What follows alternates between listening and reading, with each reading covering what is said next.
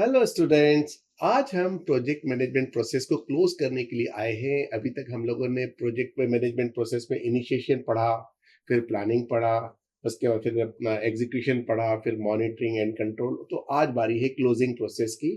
Closing process का मतलब होता है जो आपका प्रोजेक्ट डिलीवरेबल है उसको पूरी तरह से क्लोज करना, और जिसके लिए इंटेंडेड है, जिसके लिए बनाया था, उसको हैंड ओवर करना, फिर उनसे फीडबैक लेना। तो बेसिकली इसके दो पार्ट रहते हैं। एक तो होता है कॉन्ट्रैक्ट क्लोजर और एक होता है प्रोजेक्ट क्लोजर। तो कॉन्ट्रैक्ट क्लोजर का मतलब होता है कि जो भी क्लाइंट और हमारे बीच में जो भी कॉन्ट्रैक्ट हुआ था उसमें जो भी लिखी गई शर्तें हैं वो शर्तें पूरी की पूरी पूरी हो गई। और दूसरा होता है आपका प्रोजेक्ट क्लोजर। प्रोजेक्ट क्लोजर का मतलब होता है कि प्रोजेक्ट के स्कोप में जो जो चीजें दी हुई हैं, जो जो स्पेसिफिकेशंस दिए हुए हैं, जो जो स्टैंडर्ड्स हैं, वो सब फॉलो हुए या नहीं हुए। तो इसके लिए हमको क्या करना पड़ता है कि जो प्रोजेक्ट स्कोप में जितनी भी एक्टिविटीज हैं उनको फाइनलाइज करना पड़ता है। और सारी एक्टिविटीज को फाइनलाइज करने के से पहले ये चेक करना पड़ता है कि जितने भी प्रोजेक्ट टास्क थे आउटस्टैंडिंग, वो कंप्लीट हुए कि नहीं हुए। वेरीफाई करना पड़ता है कि जो प्रोजेक्ट डिलीवरेबल्स जो भी हमने बनाए हैं वो उस स्टैंडर्ड रिक्वायरमेंट को पूरा कर रहे हैं या नहीं कर रहे हैं।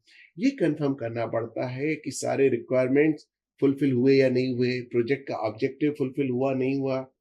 और ये चेक करना पड़ता है, इंश्योर करना पड़ता है कि कॉन्ट्रैक्ट के ऑब्लिगेशंस पूरे हुए कि नहीं हुए। अब इसमें एक बात आती है कि हमने अपनी तरफ से तो प्रोजेक्ट पूरा कर दिया, अपनी तरफ से तो कॉन्ट्रैक्ट पूरा कर दिया, बट तब तक उसको पूरा नहीं माना जाएगा जब तक कि हमारे स्टेक होल्डर्स और हमारे जो क्लाइंट हैं वो उसको एक्सेप्ट ना करें।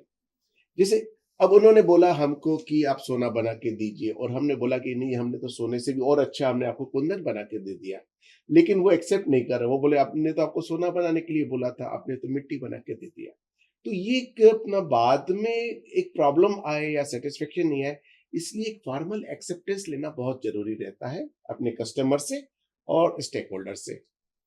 तो जो भी आपके डिलीवरेबल्स हैं, जो भी उसके लिए आप उनको इन्फॉर्म करते हो कि अभी हमारा प्रोजेक्ट रेडी हो गया है, फिर वो लोग उसको वेरीफाई करते हैं। और अगर उनको लगता है कि हाँ, ये अपना जो हमारे स्टैंडर्ड सेट थे उस हिसाब से सही बना है, तो वो लोग उसको एक्सेप्ट करते हैं। अदरवाइज वो अपना फीडबैक देंगे या कुछ सजेशंस देंगे, फिर हमको उसको दोबारा से ठीक करके उनको फिर वापस देना पड़ता है। तो ये पूरा का पूरा प्रोजेक्ट हमें देके उनसे फॉर्मल फिर साइन लेना पड़ता है कि हाँ, ये प्रोजेक्ट ओके हो गया। ठीक है। उसके बाद इसका फिर ट्रांजिशन होता है, ये आपका जो है डिलीवरेबल्स वापस ट्रांजिशन होता है। फॉर एग्जांपल जैसे अगर हम कोई प्रॉपर्टी का सौदा करते हैं, से फ्लैट का या डुप्लेक्स का सौदा करते हैं, और वो डुप्लेक्स हम किसी को हैंड ओवर करते हैं कि बोलते हैं आपके डुप्लेक्स का काम पूरा हो गया किसी भी कंस्ट्रक्शन प्रोजेक्ट में। तो क्लाइंट आके या कस्टमर आके चेक करता है कि वो पूरा हो गया। उसके बाद वो हमको राइट करके देता है कि हाँ, मैंने चेक कर लिया, सारे जो फंक्शंस हैं डुप्लेक्स के या फ्लैट के या ड्वेलिंग के, वो सब सही काम कर रहे हैं। उसके बाद फिर हम उसकी रजिस्ट्री करके उसको हैंड ओवर करते हैं। इसी तरीके से प्रोजेक्ट डिलीवरेबल में भी जब वो कस्टमर और स्टेक होल्डर पूरी तरह से सेटिस्फाई हो जाते हैं, उसके बाद हम उसका ट्रांजिशन करते हैं, मतलब उसको हैंड ओवर करते हैं। अब हैंड ओवर करने में जो भी डॉक्यूमेंटेशंस की जरूरत पड़ती है वो डॉक्यूमेंट्स हम उनको देते हैं, जो मैनुअल देना होता है वो मैनुअल उनको देते हैं, जो उनके आदमियों को ट्रेनिंग देनी पड़ती है वो ट्रेनिंग भी हम प्रोवाइड करते हैं। उसके बाद फिर उनसे फीडबैक लेते हैं। जो फीडबैक लेने के बाद फिर हम अपना जो है पूरे प्रोजेक्ट का फिर से पोस्ट प्रोजेक्ट रिव्यू के नाम से रिव्यू करते हैं, और जितना भी काम हुआ उसका डॉक्यूमेंटेशन कंप्लीट करते हैं। और इस प्रोजेक्ट से हमको जो जो भी लेसन लर्न हुए उसका भी डॉक्यूमेंटेशन करते हैं, सच दैट कि आगे आने वाले प्रोजेक्ट्स में हमको इससे काफी मदद मिलती है। और आगे वाले प्रोजेक्ट हमारे बड़े स्मूथली काम करते हैं। तो इसलिए डॉक्यूमेंटेशन, जो भी इनसाइट्स हमको मिल रही है उनको डॉक्यूमेंटेशन करना, और जो बेस्ट प्रैक्टिसेस हमने अडॉप्ट की उनका डॉक्यूमेंटेशन करना, ये हमारे कंटिन्यूस इंप्रूवमेंट के लिए बहुत जरूरी है। ठीक है ना। तो स्टूडेंट्स, आप लोगों ने देखा जो क्लोजिंग प्रोसेस भी अपने आप में एक मैनेजमेंट की प्रोसेस है। सिर्फ क्लोजिंग करना मतलब क्लोज करना इज नॉट क्लोजिंग।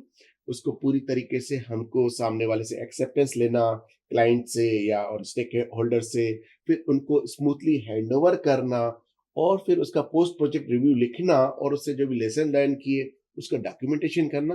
के बाद ही जो है हमारा प्रोजेक्ट क्लोज होता है। तो आशा है आप लोग इस बात को क्लियरली समझ गए होंगे कि प्रोजेक्ट मैनेजमेंट प्रोसेस के थ्रू हम जो भी अपना प्रोजेक्ट करते हैं, उसके रिजल्ट्स इतने अच्छे क्यों आते हैं? क्योंकि वो पूरा एक प्रोसेस से गुजरता है। तो आज के लिए इतना ही।